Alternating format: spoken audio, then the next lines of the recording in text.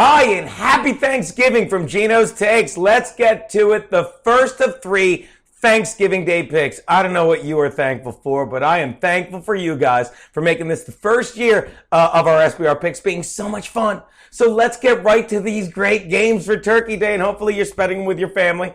I'll be with my niece and nephew, being the funniest guy that's ever lived, so let's get right to it. The Lions and the Eagles start the festivities off with what is basically a pick'em in Detroit, and let's face it, there isn't much for either of these two cities to be thankful for with their football teams. Let's start with the Eagles. Remember last year when Chip Kelly first took over and they were afraid the officiating crews wouldn't be able to keep up with the Eagles' fast-paced offense? Well, good news, guys. The officials can keep up with the offense, but you know who can't? The Eagles' defense. Look, the officiating crews aren't being winded or exhausted from trying to keep up with the Eagles' offense.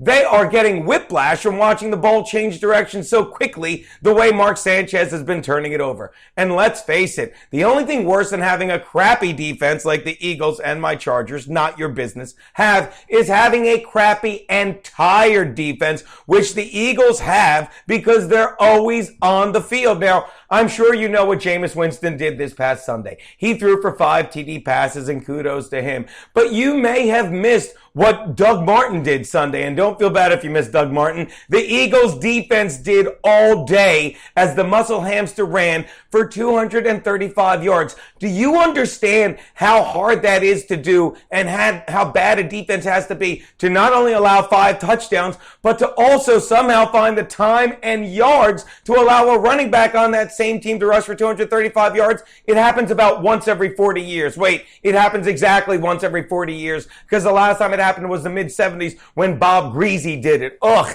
And speaking of greasy and disappointing, let's talk about Mark Sanchez and just how terrible he is. In case you haven't clued in on it yet, I've been saying it for years living here in New York. He absolutely stinks. And you know what your problem is, Philly? It's not the fact that his QBR is about 27.3 or that he has a 2 TD to 4 INT ratio. The problem with him is he never wins when it matters. Remember last year on Thanksgiving? What did he do? He beat the Cowboys in a game that didn't mean that much. But what did he do in week 16 when they were in a must-win situation at home? He went belly up. And the problem with Sanchez isn't just what we've learned that he can't play from behind last week. He can't play from ahead. We saw 2 weeks ago as when he came in, he let a 16-3 lead leak away till he was on the 9-yard line, down 2, and he threw a pick. All you need is a field goal.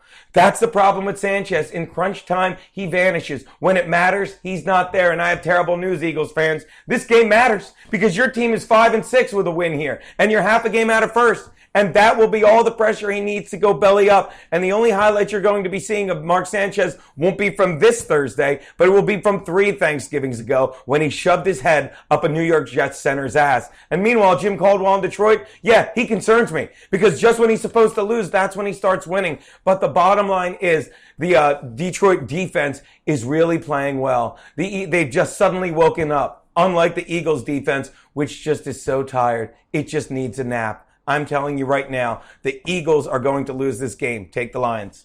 Oh, happy Turkey Day.